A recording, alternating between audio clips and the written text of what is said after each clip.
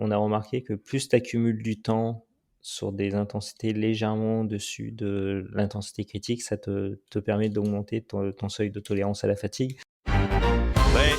Ça revient fort, ça revient fort. Elle est impressionnante. C'est une victoire monumentale de la France. Une transition ultra rapide.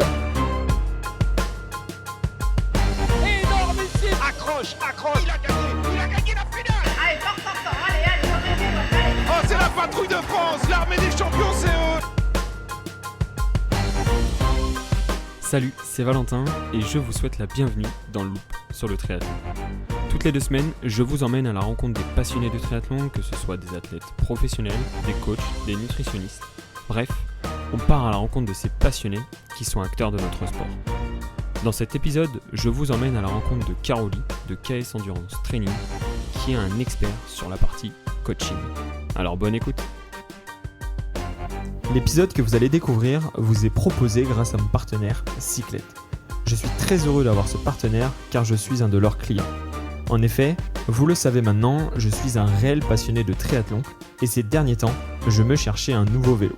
Je suis donc tombé sur les vélos reconditionnés par Cyclette et j'ai acheté mon SL6 dont je suis très content. À la suite de cet achat, j'ai beaucoup échangé avec Othman, le cofondateur de Cyclette. Suite à nos échanges passionnés, Cyclette a décidé de m'accompagner sur le podcast. D'ailleurs, à cette occasion, vous pouvez profiter de la livraison gratuite sur l'intégralité du site Cyclette, ciklet.cc, avec le code triathlon.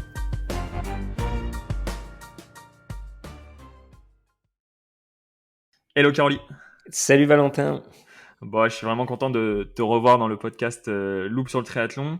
Et là, vraiment, cette capsule, ça va être la suite de l'épisode 4 de la saison 3. On a vraiment parlé et échangé sur la puissance et la vitesse critique. Et désormais, j'aimerais bien savoir comment on utilise justement ces données-là dans l'entraînement et comment on peut améliorer ces statistiques. Donc, pour commencer, j'ai une petite question, c'est est-ce que la vitesse critique, une fois que tu l'as déterminée, on travaille avec des pourcentages de cette vitesse critique. Est-ce que ça marche par zone? Comment ça fonctionne réellement d'un point de vue technique? Alors, on va dire que ça fonctionne par pourcentage et après, par domaine d'intensité, ce qui est un peu différent parce que c'est un peu plus large. Moi, j'aime pas trop parler de zone parce que à chaque fois, je le dis aux athlètes, l'organisme, il connaît pas les zones. Donc pour Ouais. lui, il accumule des métabolites au sein de l'organisme, de l'ATP, ADP, du calcium et ainsi de suite. Et lui, il sait pas que tiens, bah là, tu es en zone 1, là, tu es en zone 2, là, tu es en zone 3. Lui, il connaît pas du tout ça. Donc c'est pour ça que je fais toujours attention avec les athlètes. Alors, je parle de zone parce que justement, c'est un référentiel et ça permet aux athlètes de se situer, mais c'est vrai que moi, je l'utilise pas personnellement. Ok. Et du coup, par exemple, sur des séances, parce que je pense qu'il y a des zones cibles vraiment en compétition. Si on prend, par exemple, une compétition sur Alpha Ironman, est-ce que toi, tu as des pourcentages qui sont définis pour cette distance-là? Ou est-ce que c'est un pourcentage que tu définis parce que tu as travaillé avec l'athlète tout au long de la saison sur des pourcentages donnés? Alors, on va dire, à la base, on pourrait penser qu'il y a des pourcentages pour une épreuve, que ce soit un half ou un Ironman. Alors là, il faut faire hyper attention. C'est que justement, l'intensité critique, c'est une pente de relation intensité-temps, donc puissance-temps. Admettons, si tu donnes 90% à un athlète qui va rouler en 2h20 sur un Alpha Ironman, donc un 70.3, s'il roule en 2h20, ça va pas être le même pourcentage qu'un athlète qui va rouler en 3 heures. Ok. Parce que justement, comme c'est une relation entre l'intensité et le temps, forcément, si entre l'un qui passe 2h15, 2h20 et l'autre qui passe 3 heures, bah forcément, le pourcentage, il va pas être le même. Et du coup, c'est cette notion-là qu'il faut faire hyper attention, qui se travaille à l'entraînement, que tu vois combien de pourcentage l'athlète il arrive à tenir sur la durée. Et de là, tu peux lui mettre en place des séances spécifiques. Donc au final, plus ta puissance critique, on va dire, est élevée, plus ton pourcentage sera élevé parce que ton temps de maintien à l'effort sera plus faible. Alors, oui, oui et non, parce que la puissance, c'est une chose, tu as la puissance brute d'un côté et tu as la vitesse de l'autre. Pour expliquer un peu plus précisément, toi là, j'ai un ancien cycliste professionnel qui s'entraîne pour du triathlon, là, qui va commencer en juin. Et il roule à 42 de moyenne sur 90 bornes, par exemple, sur 100 bornes, là, ce qu'il m'a fait encore ce week-end. Et il est à 270 watts, tu vois. Ok. Et à l'inverse, j'ai un triathlète qui roule à 350 watts et à 35 de moyenne. Parce que dans la puissance, il y a plein de facteurs qui entrent en jeu. Donc déjà, tu as le poids du cycliste qui joue, tu as le capteur de puissance qui joue, tu as la taille de la manivelle qui joue, tu as la cadence de pédalage qui va jouer, la position sur le vélo qui est hyper importante, parce que quelqu'un qui a une super position sur un vélo de contre-la-montre, normalement on attend à ce que la puissance elle soit moins élevée pour une vitesse plus élevée. Donc tous ces facteurs font que c'est compliqué de dire que quand tu as une puissance plus élevée, tu iras plus vite, parce que c'est pas ça. Ouais. Du style Yannick, là, il fait le deuxième temps vélo en Espagne, à Gérone. Il fait 280 watts de moyenne de tête comme ça. Donc, ce qui est pas, il y en a qui pourraient penser que c'est pas énorme, quoi. Ouais. Alors que ça dépend les athlètes, parce que j'ai des athlètes, moi, qui sont, on va dire, un peu plus grands, un peu plus lourds, avec une moins bonne position, qui des fois font du 330 watts, alors qu'ils vont nettement moins vite, quoi. Donc c'est pour ça que je dis toujours aux athlètes de faire attention et de jamais comparer leur puissance, parce que c'est quelque chose qui peut pas se comparer. Ouais, c'est sûr qu'il y a énormément de données, comme tu disais, qui viennent rentrer en jeu. Mais là, on voit vraiment que, du coup, la puissance critique, comme tu disais, ça dépend du temps. Ouais. Et comment, justement, on augmente cette puissance critique? Est-ce qu'on peut dire qu'on augmente la puissance critique ou alors on augmente sa résistance et du coup, son maintien, on va dire, sa résistance à la douleur? Qu'est-ce qui fait que demain, en fait, je vais pouvoir aller plus vite sur un 73? Alors ça, tout va dépendre si t'es, on va dire, si tu débutes ou si tu es déjà bien entraîné. Donc si tu débutes, on va attendre que tu augmentes progressivement ta puissance critique. Donc Ok. moi là, durant l'hiver, j'ai eu plein d'athlètes qui ont monté de 30 ou 50 watts leur puissance critique. Et après, quand tu es, on va dire, tu es bien entraîné, du coup, après, tu vas augmenter cette durabilité pour maintenir un pourcentage plus élevé sur une durée plus longue. Et toi, comment tu l'analyses ça sans passer par les tests? Comment tu arrives à définir justement que soit cette puissance et cette vitesse critique ont augmenté, ou soit que le temps de maintien est plus fort et plus agréable pour l'athlète? Souvent, enfin, moi, j'y vais progressivement avec des séances, on va dire, de plus en plus longues dans les intervalles. Alors, tu as plein de séances différentes, hein, parce que, enfin, j'ai pas fait le compte, mais sur Nolio, dans ma banque de séances, je crois que j'ai plus de 500 séances différentes. Il y a des progressions, tu as du travail à haute intensité. Et après, si on veut rentrer plus spécifiquement dans le travail de tempo, on va dire, tu vois, tu peux commencer au début, je vais te donner un exemple. Par exemple, j'ai des séances d'enchaînement au début où je fais 3 ou 4 fois 15 minutes à 90 de puissance critique. Après, on passe à 2 fois 30 minutes, on va à 2 fois 45, 1 fois 1 heure. Et puis, ça va monter jusqu'à, par exemple, quelqu'un qui fait un Ironman, jusqu'à 140 kilomètres, à 80-90 de puissance critique, quoi. Ok, donc c'est vraiment, ouais, c'est crescendo, mais tu arrives quand même sur on va dire, des entraînements qui sont assez proches de la compétition, quoi. Ouais, ben, moi, j'essaye de me rapprocher le plus possible des spécificités de la compétition. Par exemple, souvent, on me dit, alors là, en natation, on me dit: «Mais t'as pas mis de repos entre les distances?» Enfin, tu vois, par exemple, je sais pas moi, tu as 400 mètres à faire en poule, 400 mètres en plaquette, et là, il y a pas de récup entre les 2. Et souvent, je leur dis: «Ouais, mais c'est normal, parce que en triathlon, t'as pas de récup, quoi».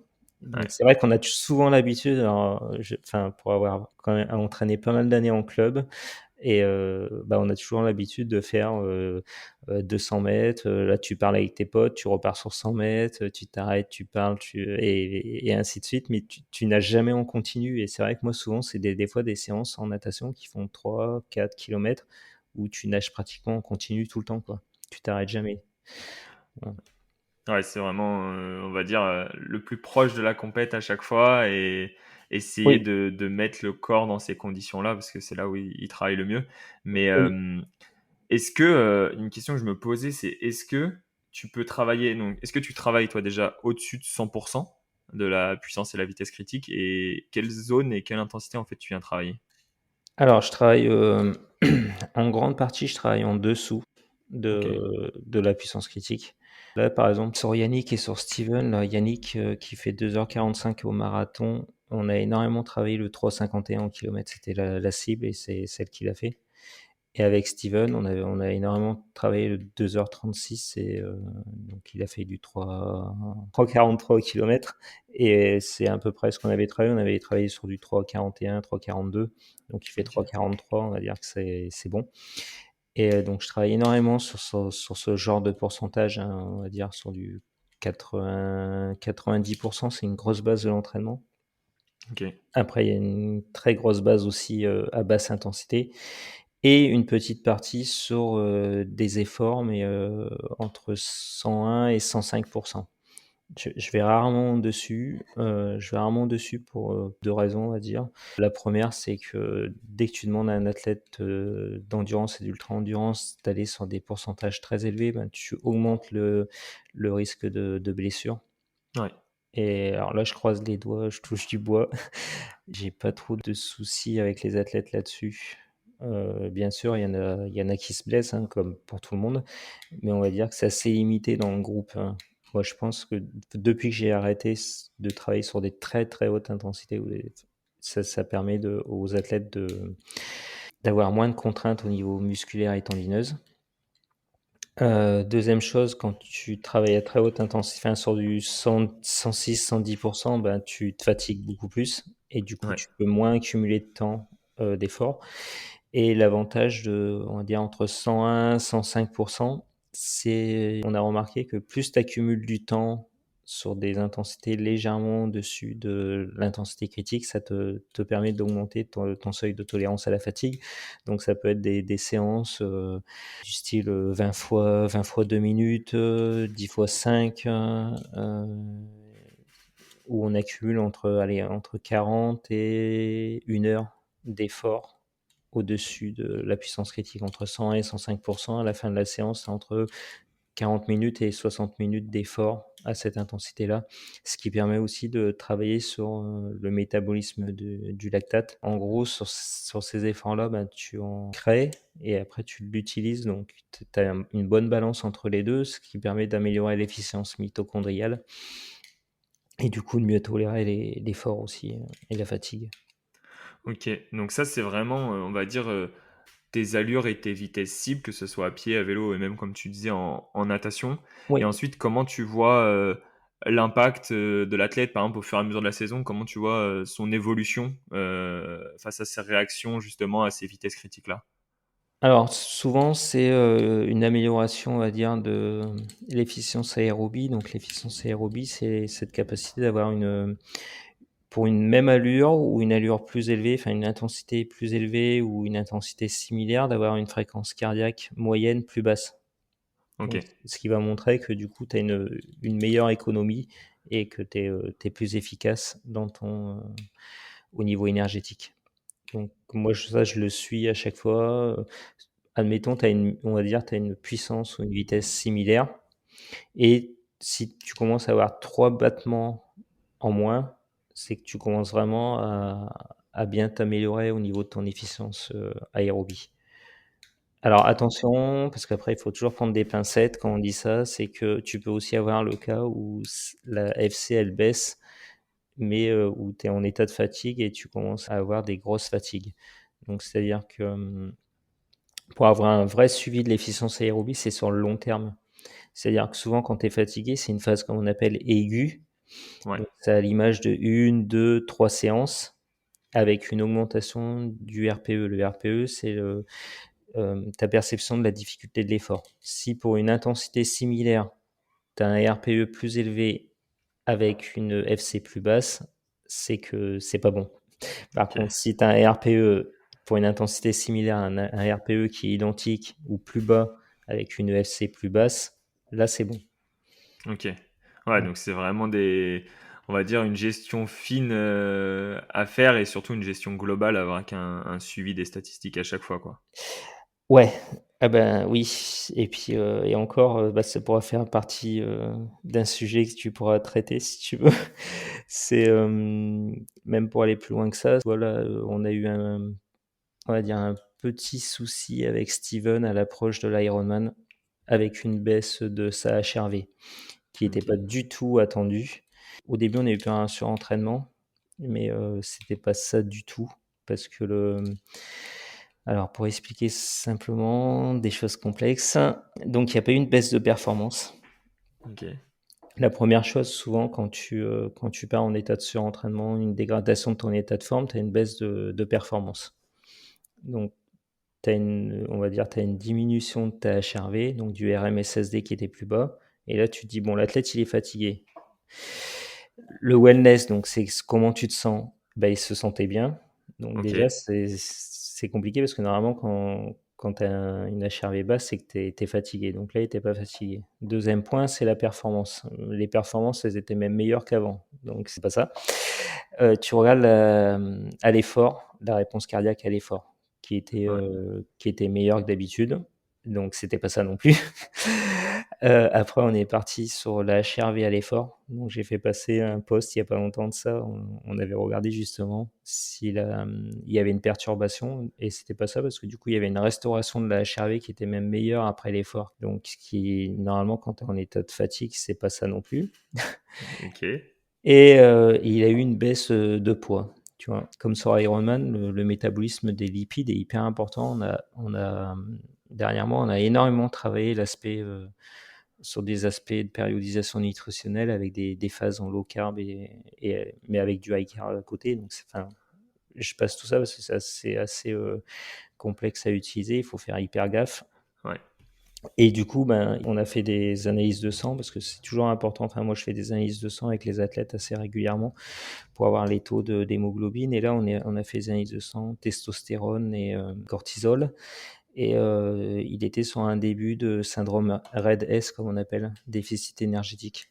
Parce que, OK. en gros, la charge d'entraînement était tellement élevée qu'il fallait qu'il mange plus. Et tout ça, ça a été attiré l'attention parce que donc il y avait la HRV qui était basse et en même temps, il y avait, une perte de poids. Donc c'est sa nutritionniste, Carla Dahan qui m'a alerté sur le fait qu'il perdait du poids et du coup, on a fait les analyses de sang, testostérone, cortisol qui ont montré un début de déficit énergétique.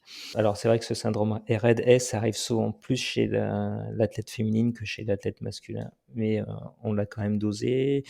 J'ai un médecin spécialisé dans la biologie qui m'a aidé à comprendre un peu les chiffres, testostérone, cortisol parce que c'est vrai que c'était pas les Ouais. choses que j'utilisais le plus et de là, du coup, on a augmenté les rations en glucides. On a un peu ralenti sur le gros travail en low carb et ben, ça a fonctionné puisqu'on voit que la performance qu'il a réalisée donc à Gérone. Mais voilà, tout ça pour dire que c'est des fois, c'est pas si simple que ça et qu'il faut faire attention aux chiffres parce que la HRV, la réponse enfin, tout ensemble, ne dit pas toute la vérité aussi. Donc il y a vraiment plein de choses à analyser pour réussir à comprendre ce qui se passe dans le corps humain. Donc ce syndrome est hyper important. Il faut vraiment le connaître parce qu'il y a beaucoup d'athlètes, je sais, qui partent sur du low carb, mais sans être suivis et qui peuvent, développer, un déficit énergétique qui peut être dangereux pour la santé. Donc là, je parle pas que de performance, mais, avec, fragilité osseuse, qui peuvent arriver. Tu peux avoir, maladie, infection à répétition. Enfin, il y a plein d'effets délétères. Donc, Ouais. voilà. Donc tes auditeurs, je leur attire leur attention là-dessus, de faire hyper gaffe, quoi. Bon, en tout cas, merci pour cet exemple très concret et c'est sûr que ça donne d'autres idées de sujets pour d'autres capsules parce que c'est super intéressant de voir qu'en fait, finalement, quand on écoute une capsule, on se dit bon, bah, en fait, c'est ça qu'il faut mettre en place, il y a que ça. Et puis, plus on avance et plus on discute, on voit qu'il y a énormément d'éléments à prendre en compte. Donc, c'est vraiment une connaissance du corps. Et moi, de ce que j'en retire là actuellement, c'est aussi un accompagnement global avec différents experts, différents échanges aussi que tu peux avoir avec certains acteurs. Donc ça, c'est vraiment super intéressant. Merci d'avoir partagé cet exemple. C'est vrai qu'on s'est éloigné de l'intensité critique du coup. Non, non, mais c'est très bien. Justement, on voit que ça a son impact, mais qu'en fait, il faut pas regarder que ça. Et justement, c'est parti de ma question de, oui, comment on le suit, et on voit qu'en fait, finalement, il n'y a pas qu'une réponse et que ça peut aller vraiment très très loin, quoi. Oui, Donc c'est ça, ça. c'était super intéressant. Mais en tout cas, pour résumer un petit peu cet épisode, est-ce que tu peux nous donner soit quelques séances, soit un endroit pour retrouver des séances pour soit travailler à la bonne intensité, soit augmenter sa puissance et sa vitesse critique? Est-ce que tu as des idées de ressources? Est-ce que toi, tu as généré des ressources? Comment on peut avoir un peu plus d'infos avec les auditeurs? Là-dessus, je crois que j'ai mis des ressources sur, Substack, sur la newsletter de Substack, si je dis pas de bêtises. Après, des exemples de séances, enfin, il y en a tellement que c'est compliqué. Après, sur des séances de tempo, il faut pas avoir peur de faire sur du long, c'est-à-dire attendu à ce que tu fais. Par exemple, tu fais un 70.3, il faut aller sur des efforts où on va dire entre 90-95% de puissance critique. Et ça, Ok. tu peux monter là comme ça, je te dirais sur du 1 heure, 2 fois 1 heure à ces intensités, voire, tu peux faire 40-50 kilomètres. Moi, souvent, des fois, je fais faire même à la fin de la préparation 60 kilomètres au tempo. Donc on est sur 2 tiers de la distance. Ça permet à l'athlète de vraiment s'approprier le tempo spécifique qu'il va avoir à faire. Ok. Donc ça, c'est pour l'alf. En course à pied, pareil, c'est, sous forme d'enchaînement souvent. Du coup, derrière, ils enchaînent avec 10 kilomètres au tempo et 2 kilomètres plus rapide pour, on va dire, à 101-105% de la vitesse critique pour travailler en pré-fatigue et pour s'habituer justement à cette notion de durabilité dans l'effort. Et là, on se rapproche, voilà, si tu fais 60 et 14 kilomètres à pied, donc t'es sur 2 tiers de l'épreuve, c'est pas mal. Et après, sur Ironman, ça serait plus style 2 fois 70 kilomètres ou 100 kilomètres au tempo, donc entre 80 et 90% selon on va dire, selon la vitesse de l'athlète. Parce que forcément, 100 kilomètres, si dedans t'as des cols hors catégorie et 100 kilomètres sur le plat, ça va pas passer la Ouais. même durée et donc ça sera pas le même pourcentage de puissance critique attendu. Et en course à pied, ça peut aller haut aussi. Alors c'est vrai que moi j'utilise des longues séances parce que si tu habitues pas ton corps à courir 30-40 kilomètres, c'est pas le genre de la compétition qui va s'habituer à courir 40 kilomètres, quoi. Ouais. Et forcément, si tu as jamais fait plus de 30 kilomètres à l'entraînement, généralement, alors je dis pas tout le temps parce qu'après ça dépend du profil des athlètes, mais quand même une grosse majorité des athlètes, s'ils n'ont jamais fait plus de 30 kilomètres à l'entraînement, ce qui se passe, c'est qu'en compète, arrivé vers le 30e, voire même avant, c'est très compliqué pour eux et le marathon devient un calvaire ou un chemin de croix. Et, ça, si tu l'as travaillé à l'entraînement, si tu as fait le volume nécessaire, tu le subis beaucoup moins. Et après, sur des séances, on va dire, pour élever un peu plus l'intensité critique, même déjà si le tempo à 80, entre 80 et 90% de puissance ou de vitesse critique, ça améliore vraiment l'intensité critique, même si on pourrait penser que non, mais c'est un gros travail dessus qui est super bon. Et après, plutôt des séances du style 101, 105% d'intensité critique, du style 10, 15 fois 3 minutes ou 20 fois 2 minutes avec une récup courte. C'est-à-dire que par exemple, tu fais 15 fois 3 minutes, tu récupères 1 minute. Tu Ok. fais 5 fois 10 minutes, tu récupères 2 minutes. Et après, j'ai des séances où des fois on fait 2 fois 50 minutes même, avec récup 10 minutes pour habituer justement. Mais après, c'est comme tout, c'est progressif. Tu commences pas deux fois 50 minutes comme ça, quoi. Ouais, c'est sûr. Mais justement, ça m'a alerté sur le 30 kilomètres, par exemple, sur quelqu'un qui prépare un Ironman. Est-ce que c'est possible de mettre ça en place quand tu as un objectif et que tu commences sur la première année? Ou alors vraiment, il faut quand même accumuler, habituer le corps avant d'arriver sur de tels volumes, quoi. Moi, j'utilise sur même les premières années parce que Parce que si tu le fais pas faire, de toute façon, sur le jour de la compétition, ça va pas aller, quoi. Ok. Et justement, tu t'attends à le faire en compète, donc si tu dois le faire en compète, c'est qu'il faut que tu sois capable de le faire avant, quoi. Ok. Et la compète, c'est juste la récompense de tout ce que tu as fait à l'entraînement. La compète, c'est pas un entraînement, quoi. On va finir sur cette Voilà. belle citation. Elle était très jolie.